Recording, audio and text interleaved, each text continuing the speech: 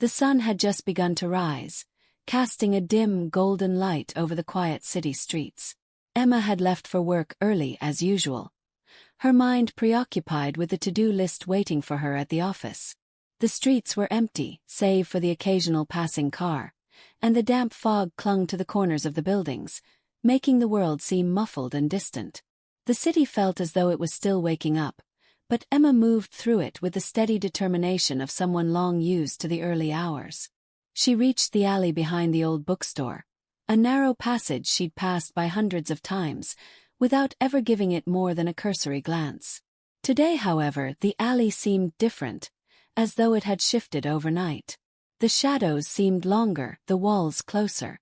It was a place where light rarely reached, and today, the fog pressed in so tightly that even the street lamps' glow struggled to break through. As she walked past, something caught her eye. At first, she thought it was a discarded bottle or some forgotten piece of trash, but then she noticed the way the light gleamed off of something in the dirt. It was almost too perfect to be an accident. A small, round object lay partially buried in the grime, its surface glimmering faintly, like a hidden treasure. Curiosity tugged at her, and she crouched down, brushing aside the scattered debris to reveal the object fully. It was cold to the touch, metallic and smooth, its shape almost unervingly flawless. There were intricate engravings on its surface, too delicate to have been carved by hand, too precise to have been made in a workshop. They seemed almost alive, shifting in the light as if they were moving beneath the surface, but when she tried to focus on them, the patterns would blur into something else entirely. She turned the object over in her hand.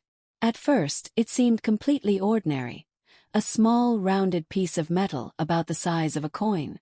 But the more she stared at it, the more her mind raced, trying to place it, to make sense of its unfamiliar design. The markings seemed familiar, but they didn't belong to any language or symbol she had ever seen.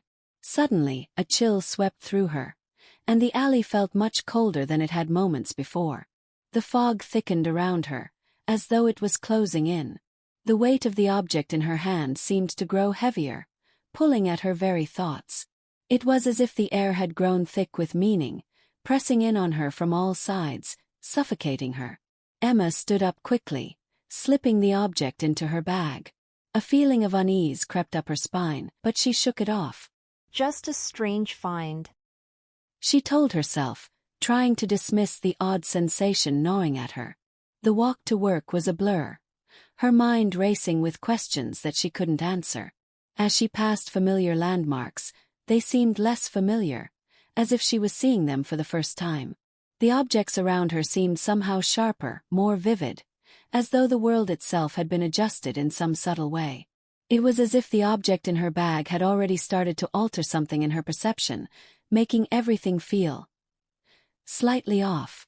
When Emma arrived at work, she immediately tried to put the strange incident behind her, focusing on the tasks at hand. But the object was there, tucked away in her bag, a persistent presence. By mid-afternoon, the urge to examine it grew unbearable. She found a quiet corner of the office, excused herself from her co-workers, and pulled the object out of her bag. This time, under the fluorescent office lights, the object was even more mesmerizing. The engravings shimmered, almost as if they were reacting to her gaze. The room felt warmer now, though the temperature hadn't changed. Emma turned the object over in her hands, feeling a strange pulse, faint but unmistakable, as if it were alive. The sensation was so real, so tangible, that for a moment she thought her fingers might start to tingle, the way they did when someone brushed against a charged electrical current. Her heart began to race. She could feel a change in the air around her, a disturbance that was impossible to ignore. She quickly shoved the object back into her bag, trying to calm herself. But the unease was growing. Something inside her told her that the object was meant to be found by her, that this was no coincidence.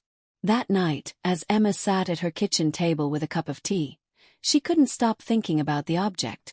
It was sitting there beside her in plain view. She stared at it, as if daring it to reveal its secrets. The quiet hum of the apartment, the ticking of the clock, seemed to fade away, until all that existed was the object in front of her. She reached for it again, her fingers brushing against its cold, smooth surface. As she lifted it, a strange sensation passed through her. A brief, almost imperceptible pressure against her chest, like something had shifted just beneath her skin. Her breath hitched, but she couldn't look away. Something told her that she was on the cusp of understanding something greater, something far beyond what she could comprehend. Her pulse quickened as she studied the engravings once more. This time, the shapes weren't static. They shifted as if they were trying to form something, trying to tell her something. But no matter how hard she focused, the meaning eluded her, just beyond her reach. Then, something unexpected happened. For the briefest moment, she thought she saw the patterns move, not just shimmer, move in a way that made her question her own perception. She blinked hard, trying to focus, but by the time her eyes adjusted, the object was still again, unmoving as though nothing had occurred. But Emma knew something had. And the realization hit her with an icy clarity. The object wasn't just strange. It was part of something much larger, something that she was only beginning to understand. The world around her suddenly felt too quiet, too still, as if the air itself was holding its breath, waiting for her to do something, anything. It was then that she realized. She couldn't just leave it alone. Emma's obsession with the object was growing. She couldn't concentrate at work, her mind constantly drifting to the strange object hidden in her bag. Each passing day, the whispers in the back of her mind grew louder, and with them, an overwhelming urge to understand what she had found. Something deep inside her told her this wasn't just a trinket, a forgotten relic.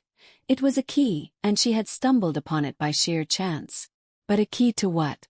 That question haunted her every waking moment. By the time the weekend came, Emma knew she couldn't wait any longer. She had to find answers. The bookstore where she'd found the object was the only place she could think to turn. It was an old, dusty place, filled with bookshelves crammed with rare and obscure volumes. The owner, a man in his 70s named Mr. Barnett, had always been an enigma to her, a quiet, watchful presence who seemed to know more than he let on.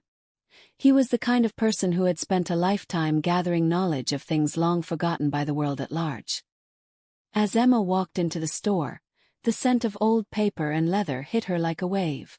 The low hum of the fluorescent lights buzzed above, filling the silence of the narrow aisles.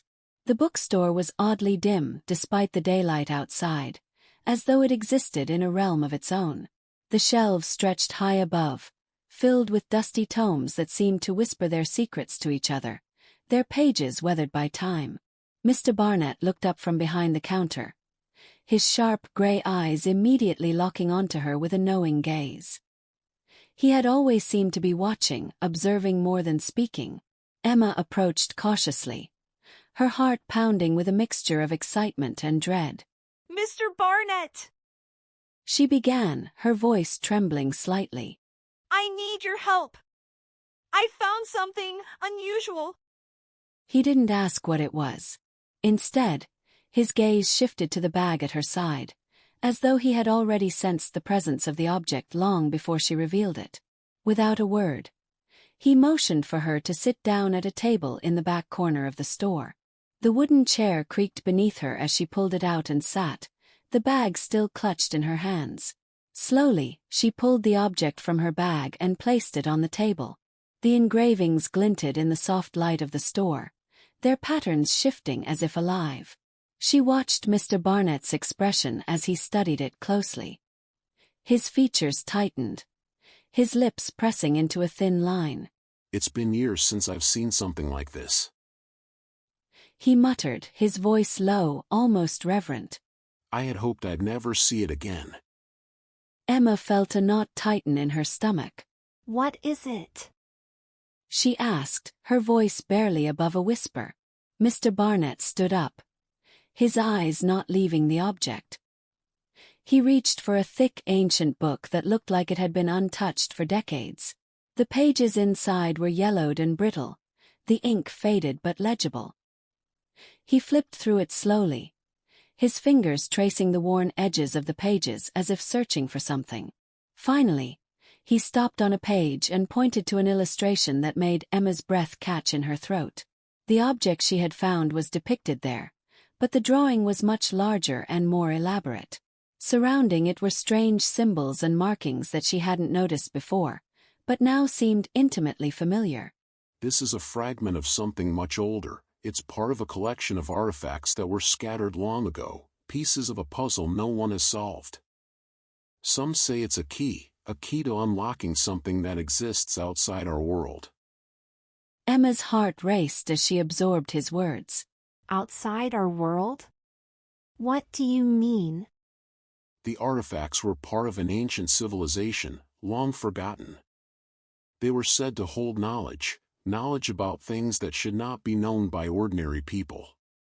People who sought to unlock their secrets often disappeared, leaving only stories behind. These artifacts weren't meant to be found by the likes of us. But you, Emma, you found one, and that's never a coincidence. His words hung in the air, thick with implication. A chill ran down Emma's spine. The object had never felt like an ordinary discovery, but hearing Mr. Barnett speak of it in such serious terms made her realize how deeply entangled she had become in something much larger than she could have ever imagined. Suddenly the room seemed colder. The air felt thicker, heavier, as though the walls of the bookstore were closing in around her. The objects on the shelves, ancient scrolls, dusty books, curious trinkets, seemed to watch her with newfound intensity. Even the floorboards creaked underfoot as if the building itself was aware of her presence, as if it were aware of the object. Mr. Barnett, is there any way to understand what it does? Emma asked, her voice barely audible over the pounding of her heart. He looked at her, his eyes darkening with something close to fear. Be careful. The more you learn, the more you risk. I've seen it before, people like you, who are drawn to the artifacts, thinking they could control them. But these things don't obey the rules of our world. They have their own purpose, their own logic. And if you're not careful, you'll find yourself caught up in something that can't be undone. Emma swallowed hard. A part of her wanted to turn away, to leave and forget about the object, but she knew it was too late. The pull was too strong. She had already crossed a line, and there was no going back. She needed to know more. She needed to understand what the object wanted from her. As she stood to leave, Mr. Barnett's voice stopped her. There's one more thing, you'll start noticing changes soon. Little things at first, unexplainable things. But as you dig deeper, the changes will become more pronounced. The object doesn't just affect the world around you, it affects you too. You'll start to feel it, to see things that aren't there, hear things that no one else can hear. It's the price of knowledge. With that, he turned away, as though dismissing her, as though he knew she was already beyond the point of no return. Emma walked out of the bookstore, the weight of his warning heavy on her shoulders. The fog had thickened outside, curling around her like a shroud.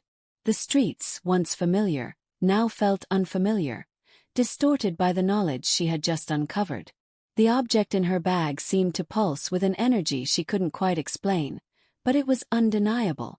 It was as if it had awakened something within her, and now she couldn't silence it.